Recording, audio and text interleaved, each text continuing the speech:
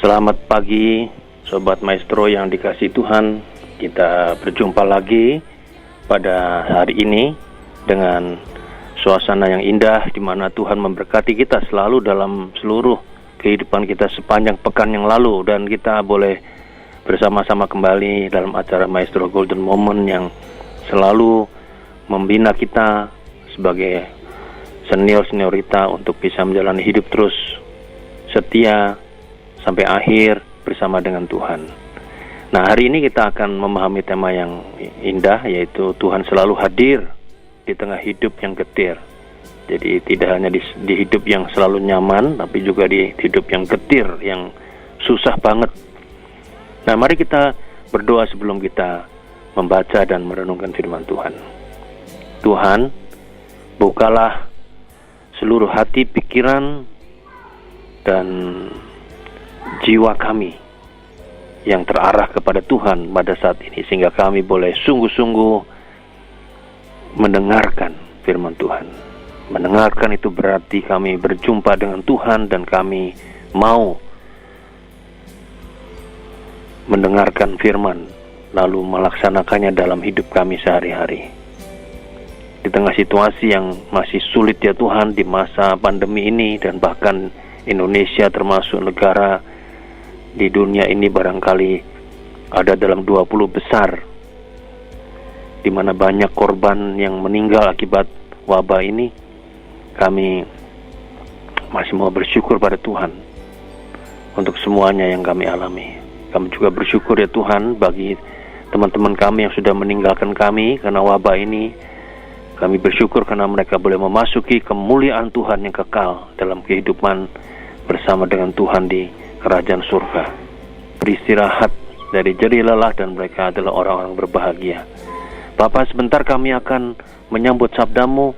Urapi hambamu, urapi kami semua dengan Roh Kudus yang sama, supaya setiap kata dari firman-Mu yang disampaikan pada hari ini akan mendapat tempat di hati kami, dan firman itu tidak akan kembali dengan sia-sia, tapi akan berbuah berlipat kali ganda dalam hidup kami masing-masing di masa lanjut usia kami ini. Terima kasih Tuhan untuk semuanya. Dalam nama Tuhan Yesus kami berdoa. Amin.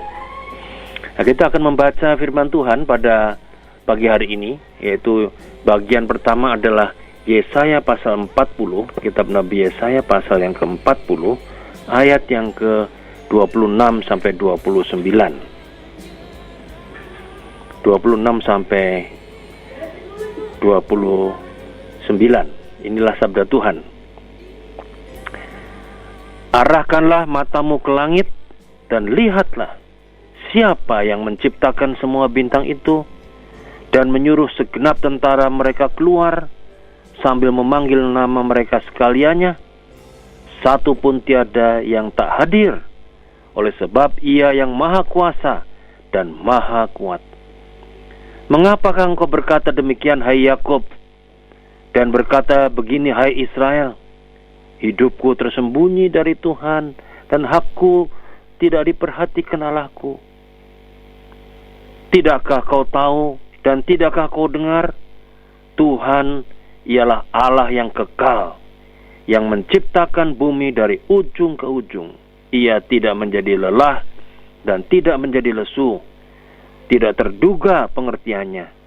Dia memberi kekuatan kepada mereka yang lelah dan menambah semangat kepada yang tiada berdaya. Itu dari Yesaya pasal 40 ayat 26 sampai 29. Kita membaca berikutnya dari Markus pasal 1 ayat 29 sampai 34. Nah, ya. Yesus menyembuhkan ibu mertua Petrus dan orang-orang lain. Sekeluarnya dari rumah ibadat itu, Yesus dengan Yakobus dan Yohanes pergi ke rumah Simon dan Andreas. Ibu mertua Simon terbaring karena sakit demam. Mereka segera memberitahukan keadaannya kepada Yesus. Ia pergi ke tempat perempuan itu dan sambil memegang tangannya, ia membangunkan dia, lalu lenyaplah demamnya. Kemudian perempuan itu melayani mereka. Menjelang malam, sesudah matahari terbenam, dibawalah kepada Yesus semua orang yang menderita sakit dan yang kerasukan setan. Maka berkerumunlah seluruh penduduk kota itu di depan pintu. Ia menyembuhkan banyak orang yang menderita bermacam-macam penyakit dan mengusir banyak setan. Ia tidak memperbolehkan setan-setan itu berbicara, sebab mereka mengenal Dia. Ya, demikianlah pembacaan firman. Yang berbahagia yang mendengar firman serta memeliharanya dalam hidupnya sehari-hari. Haleluya. Ya, tadi di awal acara kita Maestro Golden Moment, penginjil hari memutarkan lagu yang indah. Lagu itu adalah lagu It Is Well With My Soul, ya. Ya, dalam bahasa Inggris, ya. Lagunya seperti tadi kan, kendati hidupku tentram dan senang, dan walau derita penuh, Engkau mengajarku bersaksi tegas, selamatlah, selamatlah jiwaku. Nah, itu sepenggal dari semua lirik yang ada dari lagu itu. Lagu itu diterjemahkan dalam Nyanyikanlah Kidung Baru, Kendati Hidup Ketentram. Ada juga yang menerjemahkan Nyamanlah Jiwaku. Ya, itu lagu sangat indah. Ya, diciptakan dalam suasana yang penuh dengan kegetiran. Ya, oleh Horatio Spafford. Ya. Nah, saudara-saudara, saat kita merasa getir itu berarti segala macam yang menyangkut penderitaan, kesulitan, kesedihan, ketakutan, khawatir, dan lain sebagainya yang negatif. Saya rasa lagu itu merupakan sebuah pilihan yang tepat untuk kita dengarkan dan hayati. Kenapa? Karena lagu ini mengingatkan kita untuk tetap tenang dan mengenalkan Tuhan. Meskipun kita memiliki beban hidup yang sangat berat. Ya. Tadi saya sudah katakan bahwa lagu itu dicipta oleh Horatio Spafford, ya, karena dia sendiri mengalami kisah yang sangat getir dalam kehidupannya. Nah, Horatio itu adalah seorang pengusaha yang sangat sukses, pengusaha yang berasal dari Chicago, yang mendirikan sebuah praktek hukum, dan dia juga berusaha di bidang real estate. Jadi dia sangat sukses dan kaya. Ia seorang Kristen yang taat. Namun saudara-saudara, dengan cepat kesuksesannya tersebut lenyap dalam sekejap setelah dia berinvestasi dalam real estate sepanjang garis pantai Danau Michigan. Selain mengalami kejatuhan ekonomi, ia juga harus kehilangan anak laki-lakinya yang meninggal sebelum kegagalan investasi di bidang real estate itu. Namun bencana itu tidak dialami berhenti di situ saja.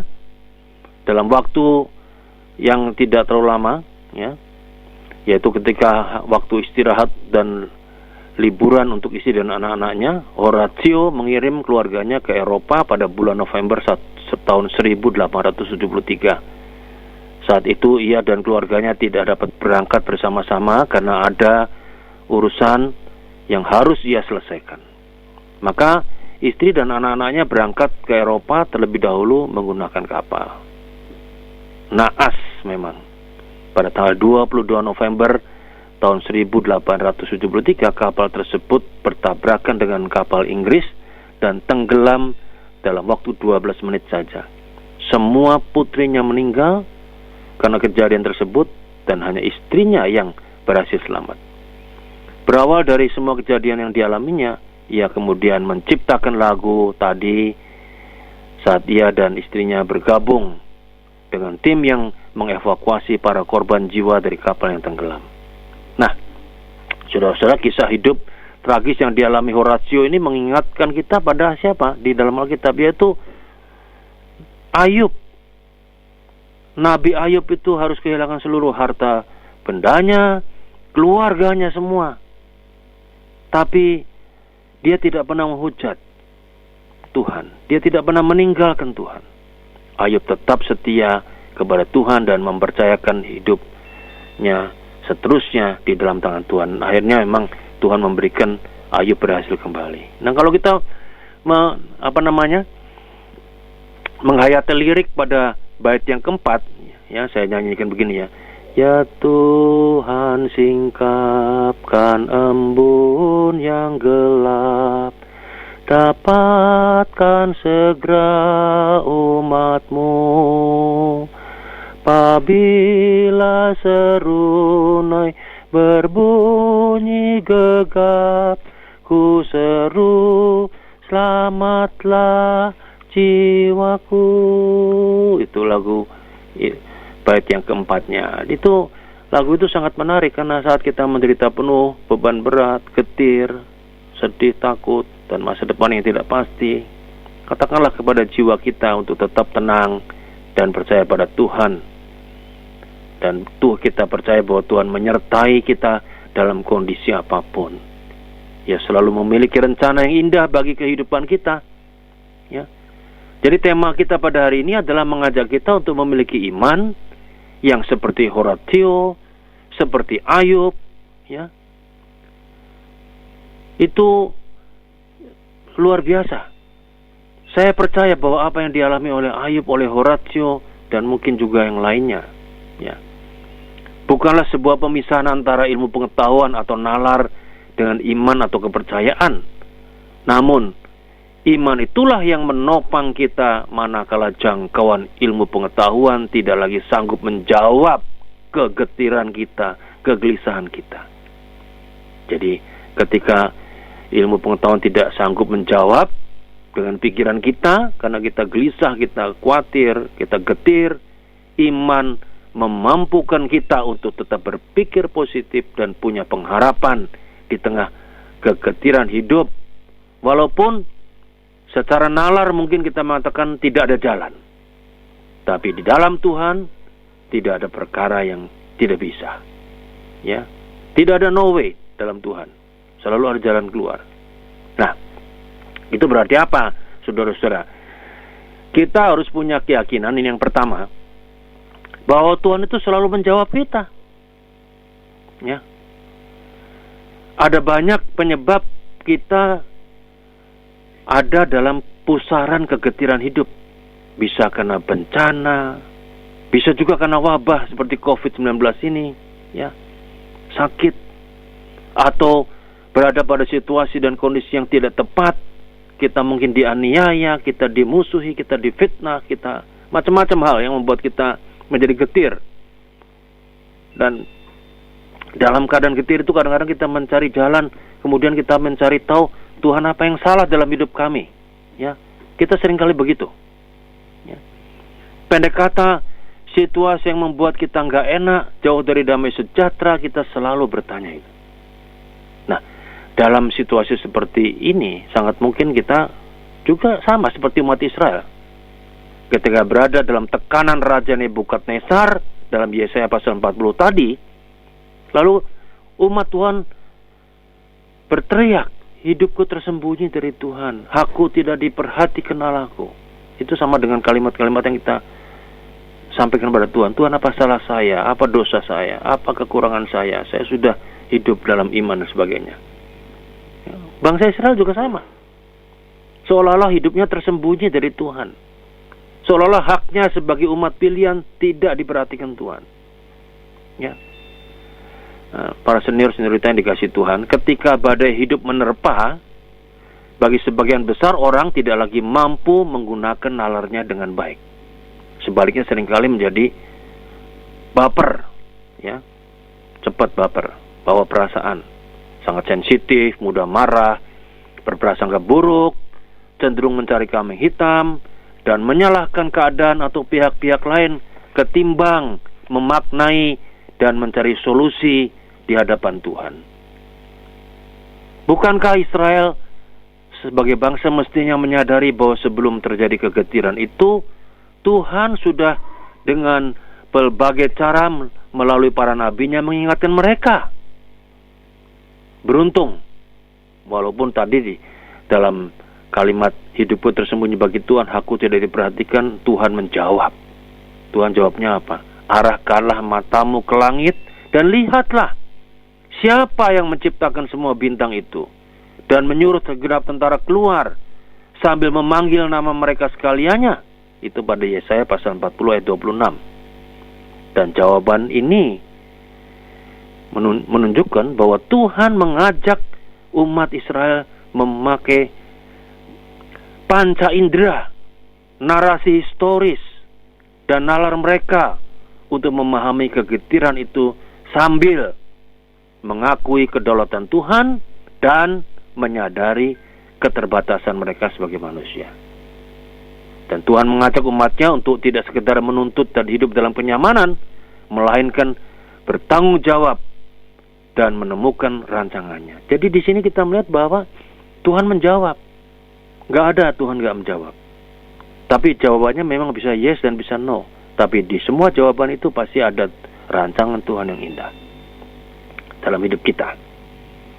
Nah, yang kedua yang kita pelajari dari ayat kita ini, terutama di Markus tadi, ya, pasal 1, yaitu kita harus punya iman yang memampukan kita untuk merasakan kehadiran Tuhan. Ya. Jadi itu yang penting, iman yang memampukan kita merasakan hadirnya Tuhan.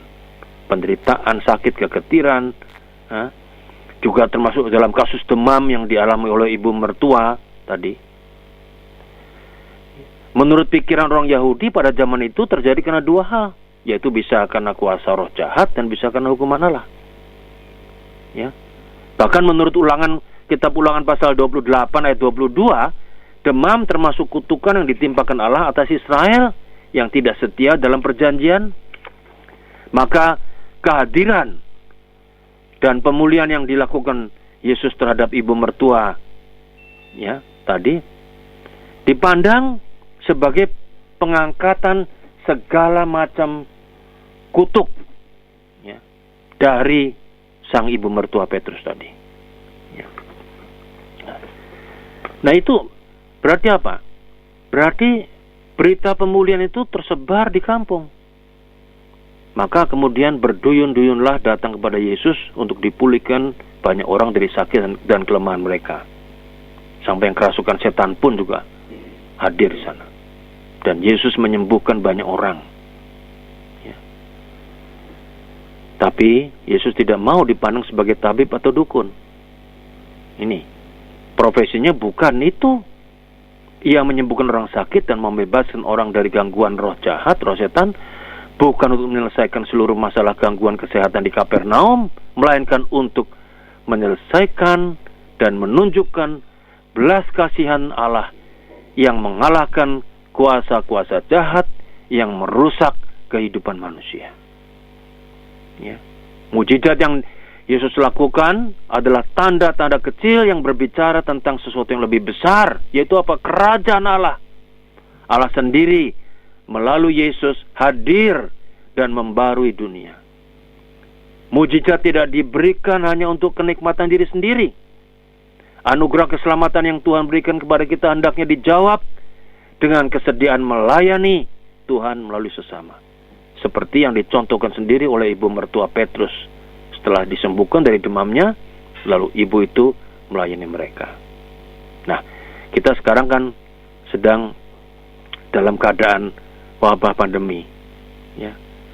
Kita lihat bagaimana banyak orang yang sakit, banyak yang sembuh, beberapa yang sembuh, yang meninggal memang lebih sedikit. Tapi itu pertanda juga bahwa ada rencana Tuhan bagi kita.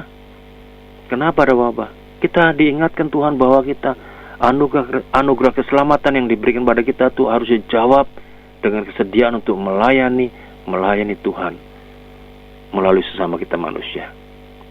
Kalau saat ini kita sedang mengalami kegetiran hidup, seperti pengalaman Horatio Spafford, seperti pengalaman bangsa Israel di bawah tekanan Raja Nebukadnezar, seperti ibu mertua Petrus dan orang-orang sakit di kampung Kapernaum, seperti juga pengalaman Ayub, kita harus lebih bijak untuk tidak hanya sekedar menyalahkan keadaan atau menyalahkan orang lain atau bahkan menyalahkan Tuhan. Tetapi seperti Horatius Spafford yang berhasil menemukan kehadiran Tuhan di mana batas cakrawala berpikirnya sudah berhenti, iman Horatius Spafford memampukannya untuk merasakan kehadiran Tuhan untuk menopang dalam meneruskan langkah kehidupannya. Yesaya menyatakan bahwa Allah tidak pernah melupakan umatnya. Ia selalu hadir dan kehadirannya mengenyahkan kegetiran umat itu. Demikian juga dengan kehadiran Yesus. Ia menyatakan kekuasaannya dan kerajaan Allah, dan itu benar-benar nyata dalam diri Yesus yang hadir. Nah, saat ini marilah kita yakini bahwa kehadiran Yesus bukan hanya ketika hidup serba menyenangkan, melainkan juga Dia bisa hadir di tengah kegetiran hidup kita. Ia mampu mengubah kondisi itu menjadi kebaikan dan berkat. Ada tugas yang menanti yang harus dilakukan setiap orang yang telah merasakan kehadirannya, yaitu melayani Dia melalui sesama, seperti yang diperagakan oleh ibu mertua Petrus. Siapa tahu, justru dalam pelayanan kita yang tulus, yang kita berikan kepada Tuhan untuk sesama kita manusia, di situ kita menjadi alat untuk jawaban doa dari setiap kegetiran orang lain. Jadi orang lain yang getir merasakan kehadiran Allah melalui kita. Selamat untuk menikmati hidup bersama dengan Tuhan dalam kehadirannya, dan yakini bahwa Dia selalu hadir di tengah hidup yang getir ini. Amin.